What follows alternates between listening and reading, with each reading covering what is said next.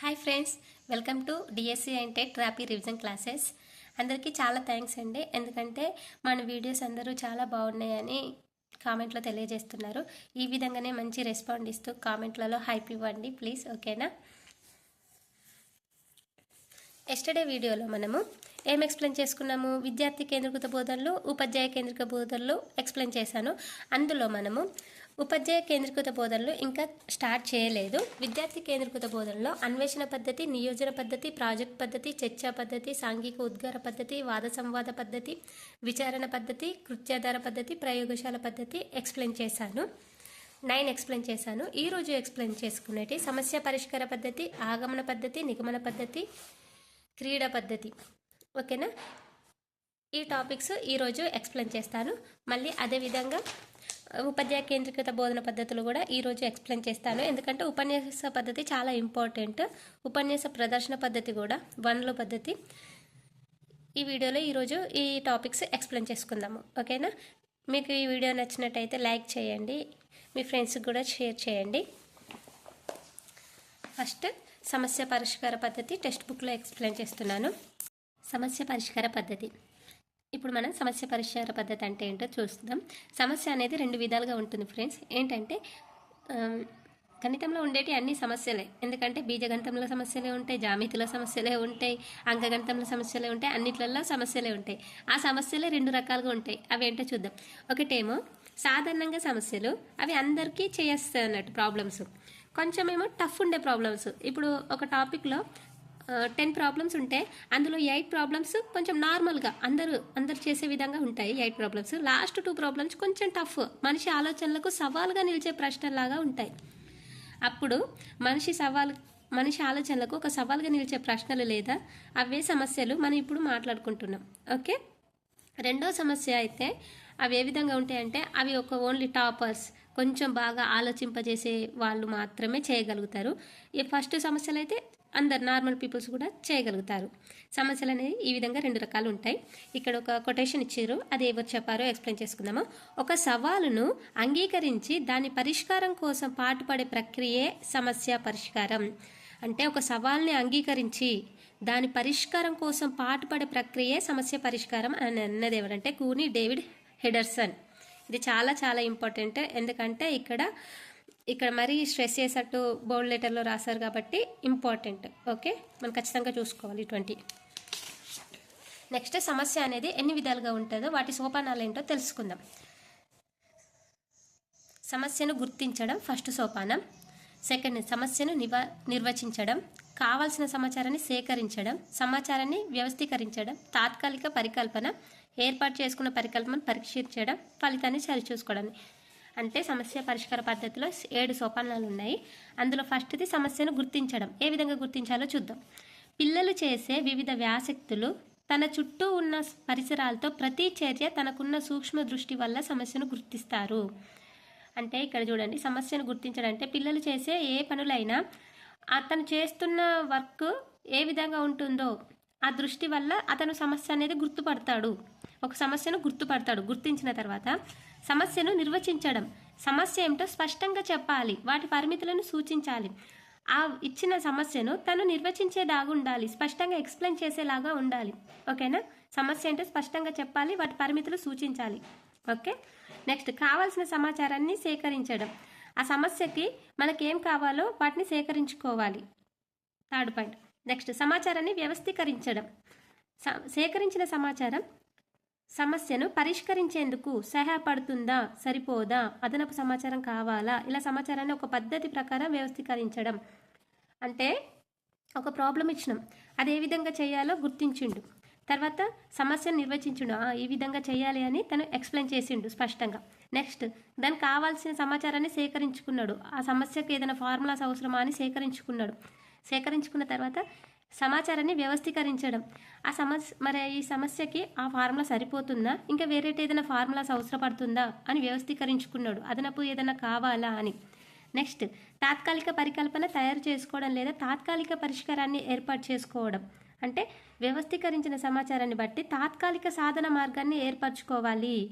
అంటే ఇప్పుడు ఆ ఫార్ములా సరిపోతుందా లేదా చూసుకున్నారు కదా, మరి దీన్ని ఇంకా ఈజీ వేలా చేయొచ్చా, ఈ ఫార్ములాతోనే సరిపోతుందా అంటే తాత్కాలికంగా ఈజీ మెథడ్లో ఏదన్నా చేయొచ్చా అని ఆలోచింపజేసుకోవడం. నెక్స్ట్, ఏర్పాటు చేసుకున్న పరికల్పనను పరీక్షించడం. ఇప్పటిదాకా చేసిన ప్రాసెస్ అంతా కరెక్టా లేదా అని ఒకసారి చూసుకోవడం, సరి అయిందో లేదో చూసుకోవడం. అనుకున్న సాధన ద్వారా సమస్యను సాధించాలి, వచ్చిన ఫలితం సరైందో కాదో చూడాలి, ఫలితం సరికాకపోతే మరొక పరికల్పన లేదా మరొక ప్రత్యామ్నాయ పద్ధతి ఆలోచించాలి. ఇప్పుడు వేసిన ఫార్ములాస్ ద్వారా ఆన్సర్ కరెక్ట్ వచ్చిందా లేదా అనేది చూసుకోవాలి, సరి చూసుకోవాలి. లాస్ట్ ఫలితాన్ని సరి చూసుకోవడం. ఇక్కడ సరి చూసుకొని సరికాకపోతే మళ్ళీ వేరే ఫార్ములాస్ చేయాలి, సరి అయితే అదే ఫిక్స్ చేసుకోవాలి. వివిధ పద్ధతుల్లో ఫలితాన్ని సరి చూసుకోవాలి. ఇంకా వేరే ఫార్ములాస్లో కూడా ఈ ఆన్సర్ వస్తుందని సరి చూసుకోవాలి. అంతే అండి, ఇదే సమస్య పరిష్కార పద్ధతి సోపానాలు. ఓకేనా. ఫస్ట్ ఏంటి, సమస్యను గుర్తించడం, సమస్యను నిర్వచించడం, కావాల్సిన సమాచారాన్ని సేకరించుకోవడం, సమాచారాన్ని వ్యక్తీకరించడం, తాత్కాలిక పరికల్పన, ఏర్పాటు చేసుకున్న పరికల్పన పరీక్షించడం, ఫలితాన్ని సరిచూసుకోవడం. ఈ విధంగా కింది సోపానాలను పాటించాలి. ఇలా పాటిస్తే మనం ఏ సమస్య అయినా మనం పరిష్కరించుకోగలుగుతాం. ఓకేనా. నెక్స్ట్ అవే ఇక్కడ కూడా ఇచ్చారు.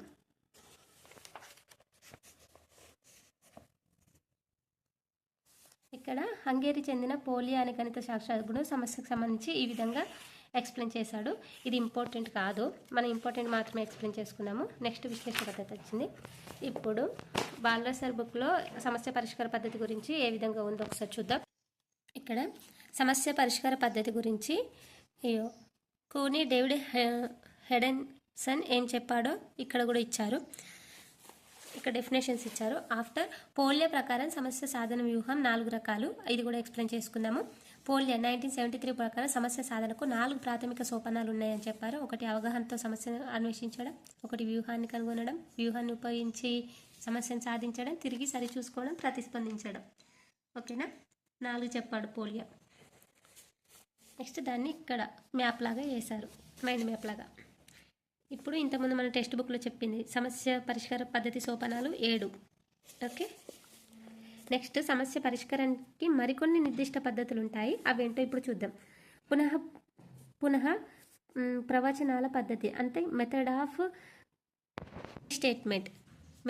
రీస్టేట్మెంట్. ఓకే, ఇది ఇంపార్టెంట్. ప్రవచనాల పద్ధతి ఇది పోలియో సూచించిన సమస్య సాధన వ్యూహాల్లో మొదటిది. సమస్యను పూర్తిగా అర్థం చేసుకోవడానికి సమస్యను అనేక సార్లు చదవవలసి ఉంటుంది. అంటే పునః ప్రవచన అంటే రీస్టేట్మెంట్ అన్నాడు కాబట్టి సమస్యను పూర్తిగా అర్థం చేసుకోవడానికి సమస్యను అనేక సార్లు చదవాల్సి ఉంటుంది. ఓకే, సమస్యను చదవడం, సోపానాలు రాయడం, నిబంధనలు గుర్తించడం మొదలగునవి చేయడంలో సమస్య అర్థమవుతుంది. అంటే ఒక సమస్యను పదే చదవడం వల్ల అది ఈజీ అయ్యి కొంచెం సులభంగా అర్థమవుతుంది అని చెప్తున్నారు. ఎగ్జాంపుల్ కాలం పని, కాలం దూరం, ఇటువంటి సమస్యలు కొన్ని ప్రాబ్లమ్స్ పదే చదివితేనే ఈజీగా అర్థమవుతుంది. విశ్లేషణ పద్ధతి ఫస్ట్దేనే ప్రవచనాల పద్ధతి, మెథడ్ ఆఫ్ రీస్టేట్మెంట్. విశ్లేషణ పద్ధతి అనాలిసిస్ మెథడ్.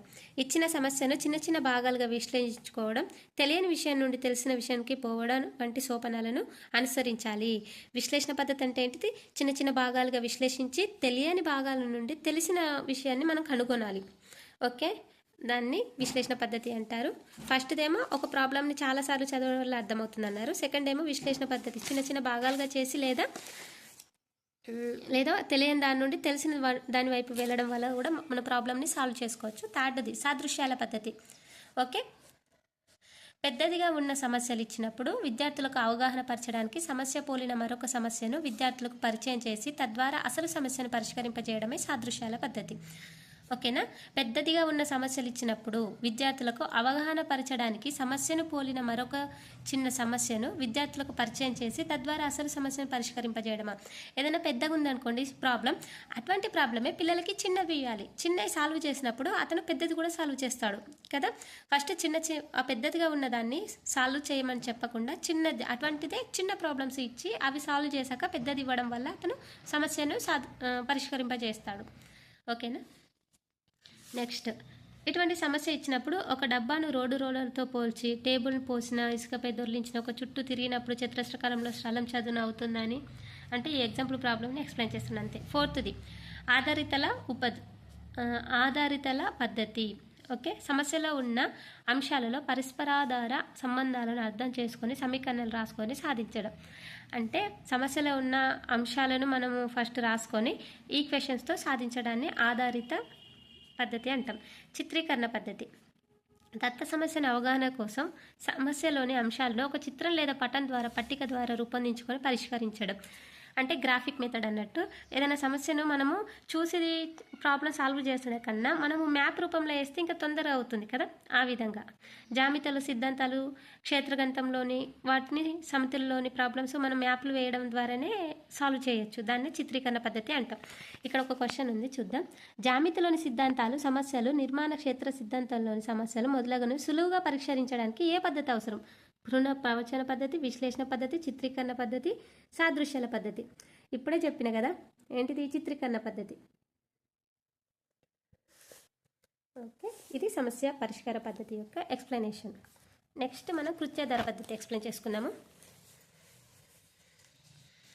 కృత్యాధార పద్ధతి ఆర్ క్రీడా పద్ధతి ఎక్స్ప్లెయిన్ చేసుకున్నాము. క్రీడా పద్ధతిలో చాలా ఇంపార్టెంట్, ఎందుకంటే కిండర్ గార్డెన్ గురించి, మళ్ళీ మాంటిసోరీ, అవి రెండు చాలా ఇంపార్టెంట్. చూద్దాం. క్రీడా పద్ధతి. చిన్నపిల్లలకు ఆటలంటే మహా ఇష్టం. ఈ వయసులో పిల్లలు తమ భావాలను పూర్తిగా స్వేచ్ఛగా వ్యక్తపరచుకోవాలనుకుంటారు. అవును కదా, చిన్నపిల్లలకంటే ఆటలంటే ఇష్టం. ఆ ఆటల వల్ల ఆనందం, మానసిక ఉల్లాసం పాటు శారీరక పెరుగుదల, దృఢత్వం, కండరాల మధ్య సమన్వయం పెరుగుతాయి. ఏ పిల్లలు బాల్యం ఆహ్లాదంగా కొనసాగుతుందో తదుపరి దశలో ఆ పిల్లలు చదువు సంధ్యలో రాణిస్తారు. ఇక్కడ చూడండి, ఇంపార్టెంట్ పాయింట్. క్రీడా పద్ధతులు ఏమంటారంటే, ఏ పిల్లలు చిన్నతనంలో ఆహ్లాదంగా, ఆనందంగా, మంచిగా ఎనర్జెటిక్గా ఆడుకుంటారో ఆ పిల్లలే తదుపరి దశలో చదువు సంధ్యల్లో బాగా రాణిస్తారు. అన్ని పరిశోధన ఫలితాలు చెప్తున్నాయి. ఇది సైంటిఫిక్ రీజన్ కూడా. ఎందుకంటే మన ఆటలాడడం వల్ల మన బ్రెయిన్ మంచిగా షార్ప్గా తయారవుతుందండి. బ్రెయిన్ మంచిగా యాక్టివేట్ అవుతుంది. దానివల్ల మనం చదువుకున్నా కూడా చదివినే బాగా మనం బ్రెయిన్కి తొందర ఎక్కేస్తుంది. అందువల్ల విద్యావేత్తలు శిశు కేంద్ర విద్యా విధానాలు, క్రీడలకు పాఠ్య ప్రణాళిక అధిక ప్రాధాన్యత ఇవ్వడం జరిగింది. ఈ దిశలోనే ఫెడ్రిక్ ప్రోబెల్, మేరియా మాంటిసోరే అనే ఇద్దరు తమ తమ ఆశయాలకు అనుగుణంగా విద్యా విధానాలు అమలు చేసి విద్యా వ్యవస్థలో ఒక నూతన ఒరవడిని సృష్టించి విద్యా గమనాన్ని మార్చేశారనడంలో అతిశయోక్తి లేదు. ఇది గ్రహించిన ప్రోబెల్ అండ్ మాంటిసోరీ ఇద్దరు నిజంగా వీళ్ళు చాలా తొందర అర్థం చేసుకున్నారు. పిల్లలకి క్రీడలంటే ఇష్టము, ఆ క్రీడలు ఆడడం వల్ల బ్రెయిన్ షార్ప్ అవుతుంది, దానివల్ల వాళ్ళు విద్య ఇంకా ఎక్కువ నేర్చుకోగలరు అని గ్రహించారు. వీళ్ళిద్దరు ఎవరు? ప్రోబెల్ అండ్ మేరియా మాంటిసోరీ. ప్రోబెల్ యొక్క కిండర్ గార్డెన్ పద్ధతి, మాంటిసోరీ పద్ధతుల గురించి ఇప్పుడు మనం తెలుసుకుందాం. కిండర్ గార్డెన్ పద్ధతి ఎవరు ప్రవేశపెట్టారు? ప్రోబెల్ ఏ దేశస్థుడు?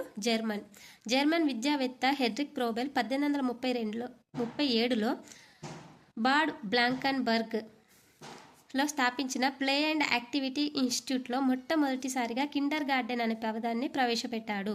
ఎక్కడ? ప్లే అండ్ యాక్టివిటీ ఇన్స్టిట్యూట్లో మొట్టమొదటిసారిగా కిండర్ గార్డెన్ అనే పదాన్ని ప్రవేశపెట్టాడు. కిండర్ గార్డెన్ అంటే బాలోద్యానం.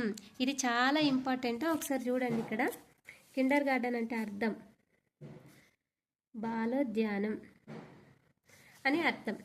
ఇందులో పిల్లలు ప్రకృతి ఒడిలో పరుండి ప్రకృతిని పరిశీలించడం, తమ చుట్టూ ఉన్న పరిసరాలను ఆకలింపు చేసుకోవడం, రాజకీయ సాంఘిక పరిస్థితులను అతీతంగా పిల్లలు తమంతట తామే ఈ ఉద్యానవనంలో పెరగడం అనేది ప్రధానమైన అంశం. ఇందులో మెయిన్ అంశం ఏంటంటే ప్రకృతి ఒడిలో పిల్లలు ఆడుకోవడం, హ్యాపీగా, ఎంజాయ్గా. ఓకేనా? ప్రకృతి ఒడిలో పరుండి ప్రకృతిని పరిశీలిస్తూ తమ చుట్టూ ఉన్న పరిసరాలను ఆకలింపు చేసుకొని ఉద్యానవనంలో పెరగడం అనేది దీని యొక్క ప్రధాన అంశం. కిండర్ గార్డెన్లో పిల్లలు ఒకరితో ఒకరు మాట్లాడుకోవడం, కలిసి ఆడుకోవడం ద్వారా వారిలో భావ ప్రకటన వ్యక్తమవుతుంది. ఇది పిల్లల అభ్యాసనంలో ప్రధాన అంశం అని ఎవరు చెప్పారు? Kinder garden. ఓకే, భావ ప్రకటన అనేది వ్యక్తమవుతుంది మరియు ఇది పిల్లల అభ్యాసంలో ప్రధానమైన అంశం.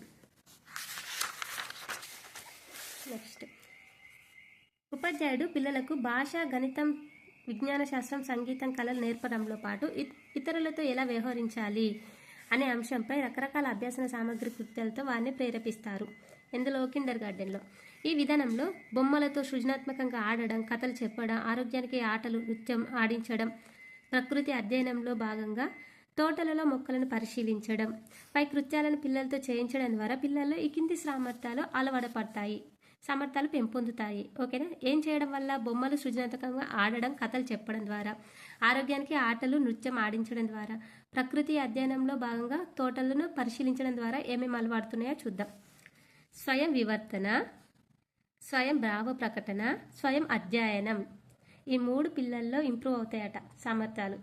వాళ్ళు బొమ్మలతోనే ఆడుకుంటారు, మొక్కలతోనే ఆడుకుంటున్నారు, డ్యాన్స్ చేస్తున్నారు, ఆరోగ్యంగా ఆటలు ఆడుతున్నారు. దాని ద్వారా ఎలా ఇట్లా self folding, self expression, self study ఎలా ఇంప్రూవ్ అవుతుంది మనం చూద్దాం. ఓకేనా? ఇది ఎవరు చెప్పారు? ప్రోబెల్ అంటున్నాడు. స్వయం వివర్తన, స్వయం భావ ప్రకటన, స్వయం అధ్యయనం ఏ విధంగా పెంపుతుంది మరి పిల్లల్లో చూద్దాం. ప్రోబెల్ పిల్లల ఆటను ప్రధానంగా చేసుకుని తన కిండర్ గార్డెన్ విద్యలో 20 బహుమతులు వృత్తులు అభివృద్ధిపరిచాడు. ఈ పద్ధతి బోధనాభ్యాసనంలో పెను మార్పులు రావడానికి దోహదం చేసింది. పిల్లల భావాలను ప్రాధాన్యత ఇచ్చే కృత్యాలే అభ్యాసనానికి మూలం అనే వాదనను ముందుకు తెచ్చింది. బహుమతులు, వృత్తులు అనేది ఒక మనోవైజ్ఞానిక స్తూపం. మొదలైన ఆకారాలు, అమరికలు, ధర్మాలు, అన్వేషణలు. ఈ బహుమతులు ఒక క్రమ పద్ధతిలో పిల్లలకు అందజేయడం జరుగుతుంది. తద్వారా వారు ఆ వస్తువులను పలు రకాల డిజైన్లుగా అమరుస్తారు. ఈ కృత్యాల వల్ల గణితపరమైన సంఖ్యాభావన, సమయం, అనుపాతం, వస్తువులను వివిధ రూపాల్లో మార్చడం మొదలైన అంశం పట్ల జ్ఞానం పొందుతుంది. ఈ పద్ధతిలో అభ్యాసన కింది విధంగా జరుగుతుంది. ఏ విధంగా జరుగుతుందో చూద్దాం. పిల్లలకి బహుమతులు ఇట్లా డిస్ట్రిబ్యూట్ చేయడం వల్ల వారిలో ఏంటంటే బహుమతులు ఒక క్రమ పద్ధతిలో పిల్లలకు అందజేయడం జరుగుతుంది కదా, అక్కడ తద్వారా వారు ఆ బహుమతులను పలు రకాల డిజైన్లుగా అమరుస్తారు. ఆ కృత్యాల వల్ల గణితపరమైన సంఖ్యాభావన, అనుపాతం, సమయం అనేది వాళ్ళకి అలవడుతుంది, పెంపొందుతుంది, జ్ఞానం ఇంక్రీజ్ అవుతుంది. ఓకే, ఇందులో ఈ పద్ధతిలో ఏ అభ్యాసన ఏ విధంగా జరుగుతుందో చూద్దాం. కథలు చెప్పడం, పాటలు పాడడం, ఆటలు ఆడడం, నిర్మాణం, కన్స్ట్రక్షన్. కథలు వినడంలో పిల్లలకు అవధాన శక్తి, ధారణ, ఉత్సుకత, ఊహాత్మక ఆలోచనలు కలుగుతాయి. ఒక కథలు వినడంలోనే పిల్లలకి ఏంటంటే అవధాన శక్తి, ధారణ, ఉత్సుకత, ఊహాత్మక ఆలోచనలు కలుగుతాయి. అంటే ఇప్పుడు కథలు వింటున్నారు, వినంగానే అవధాన శక్తి అంటే దానికి మెమరీ పవర్, ధారణ మళ్ళీ రికాల్ చెప్పడానికి, ఉత్సుకత అంటే ఇంట్రెస్టింగ్, ఊహాత్మక ఆలోచనలు, ఆ కథలో తను కూడా ఇట్లా క్రియేట్ చేసుకొని చెప్పడం. ఈ 4 వాళ్ళకి ఇంప్రూవ్ అవుతాయట కథలు వినడంలోనే. అందుకే పిల్లలకి ఎక్కువ మన కథలు చెప్పాలి. ఓకే, పాటలు పాడడం పిల్లల్లో అనుభవాలను కలిగిస్తాయి. అభినయాల ద్వారా పిల్లలు తమ హావభావాలను చక్కగా భావ వ్యక్తీకరణ చేస్తారు. ఈ విధంగా చేయడం వల్ల పిల్లల్లో ఇంద్రియాలు, కండరాలు, కాళ్ళు, చేతులు, ఇతర అవయవాల మధ్య సమన్వయం ఏర్పడుతుంది. ఆటల ద్వారా పిల్లల్లో భావ వ్యక్తీకరణతో పాటు కండరాల అవయవాల బలపడడం, వాటి సమన్వయంతో పాటు పిల్లల్లో సాంఘీకరణ జరుగుతుంది. ఓకే, అందుకే అన్నాడు, ఏమన్నాడు? స్వయం వివర్తన, స్వయం భావ ప్రకటన, స్వయం అధ్యయనం, సెల్ఫ్ స్టడీ ఇంప్రూవ్ అవుతుంది. ఎక్కడ? మన ప్రకృతిలో ఆడుకోవడం, పాడుకోవడం, డ్యాన్స్ చేయడం, ప్రకృతితో మాట్లాడడం ద్వారా. ఓకే, నెక్స్ట్ ఇక్కడ కథ ద్వారా సంఖ్యల పరిచయం చెప్పాడు. ఇక్కడ నెక్స్ట్ ఏం లేదు, దీనికి సంబంధించి కిండర్ గార్డెన్లో ప్రధాన సూత్రాలు, ఇది ఇంపార్టెంట్, ఎక్స్ప్లెయిన్ చేస్తున్నాం.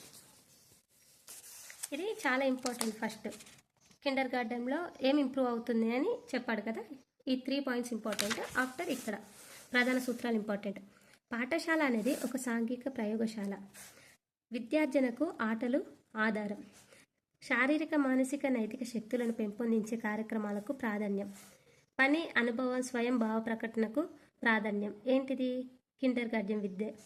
ప్రకృతి అధ్యయనం, పరిశీలన కేంద్రంగా వ్యాసక్తులను చేయడం. భావ స్వేచ్ఛ, స్వయం క్రమశిక్షణ, నియమాలు తమకు తామే తయారు చేసుకోవడం. ఆటలతో పాటు కథలు, పాటలు, నిర్మాణపు కృత్యాలు అభ్యసనలో అంతర్భాగం కావడం.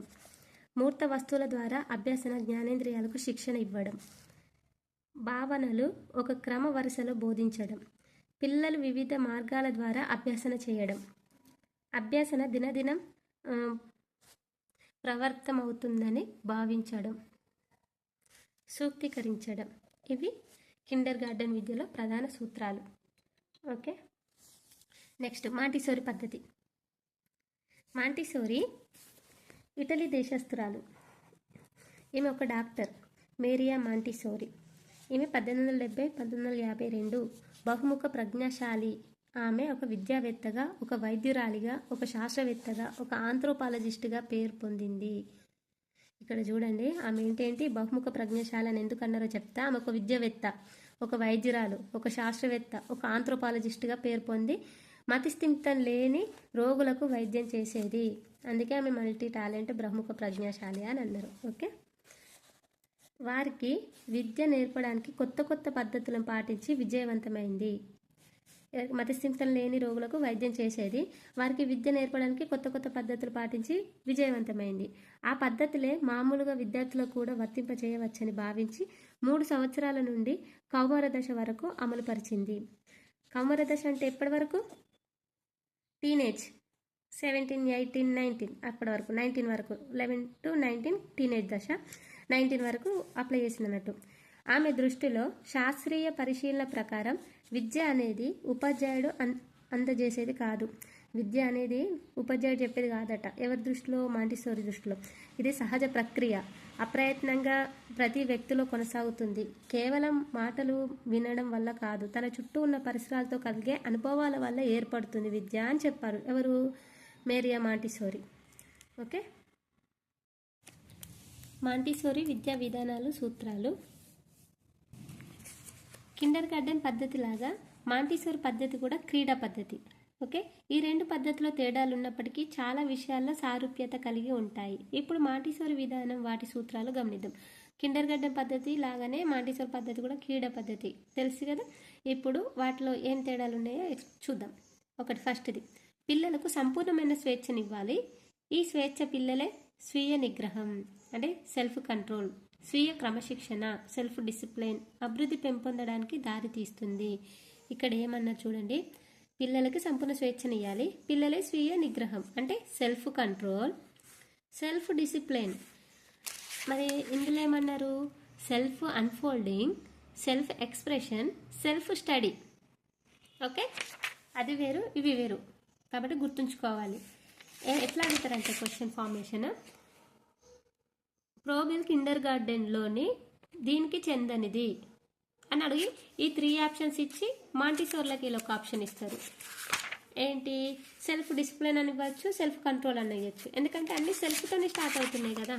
Self unfolding, self expression, self study, self control అని అడుగుతారు ఇక్కడ. కాబట్టి ఆన్సర్ ఇస్ ఇట్లా, కానిది అయినది అని ఇస్తారు. ఈ విధంగా చూసుకోవాలి.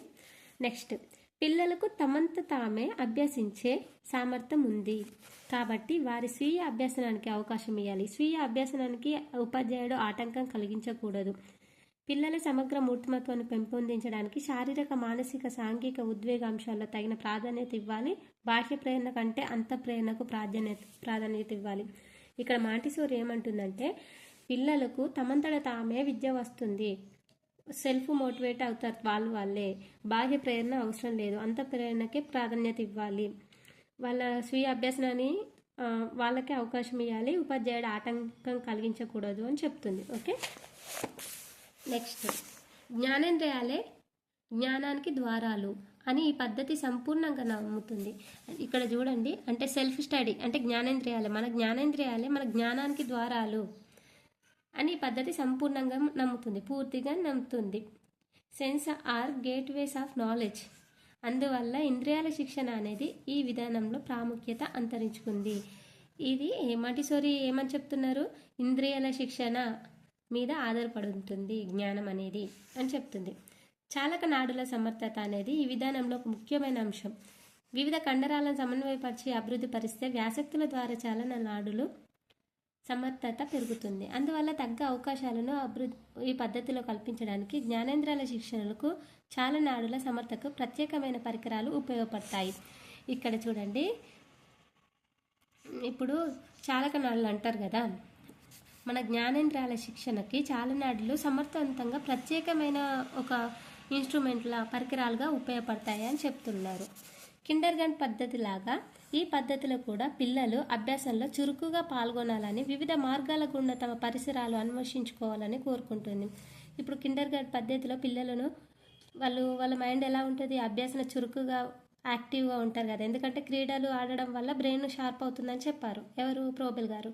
మరి ఇప్పుడు ఈమె ఏం చెప్తుంది, చురుకుగా ఉంటుంది కానీ జ్ఞానేంద్రియాల శిక్షణ వాళ్ళు మనం నేర్పితే కాదు వాళ్ళే నేర్చుకుంటారు అని చెప్తున్నారు మాంటిసోరి. నెక్స్ట్, పిల్లల పరిశీలన అభ్యాసన క్రమంలో పెద్దపీట వేయడం జరిగింది. ఇక్కడ పిల్లల పరిశీలన అభ్యాసన క్రమం అంటే వాళ్ళు చేసే యాక్టివిటీ మనం పరిశీలించడం, దానికి పెద్దపీట వేయడం జరిగింది.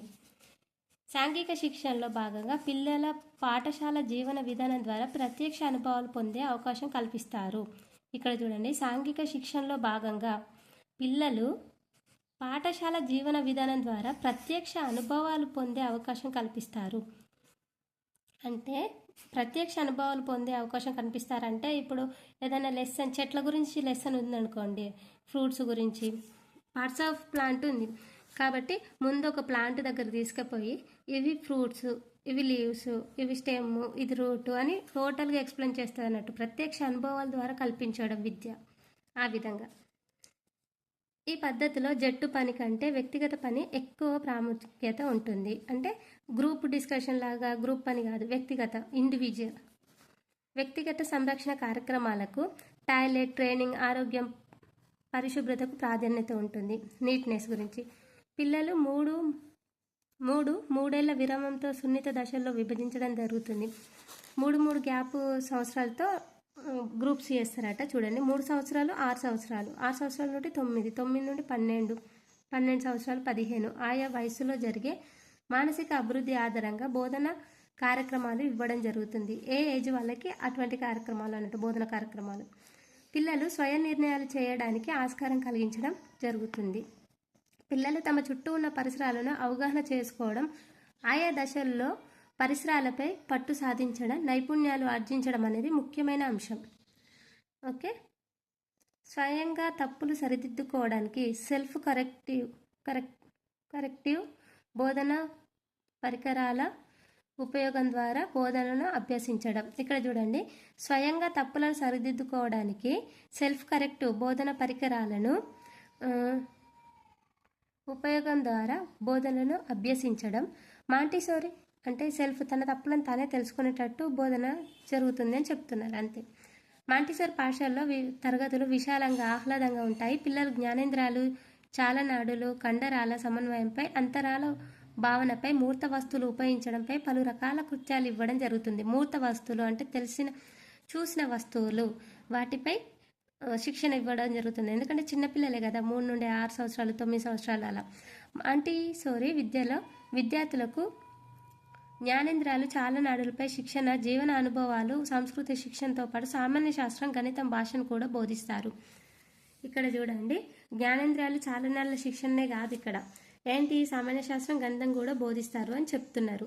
ఏంటి సంఖ్యాభావన, 1, 10, 100, 1000పై భావన కల్పించడం, చతుర్విధ ప్రక్రియలు, పరిమాణ భావనలు, ఆకారాలు, బరువులు, తేలికలు విచక్షణ చేయడము, ఈ విధంగా కూడా నేర్పిస్తారు.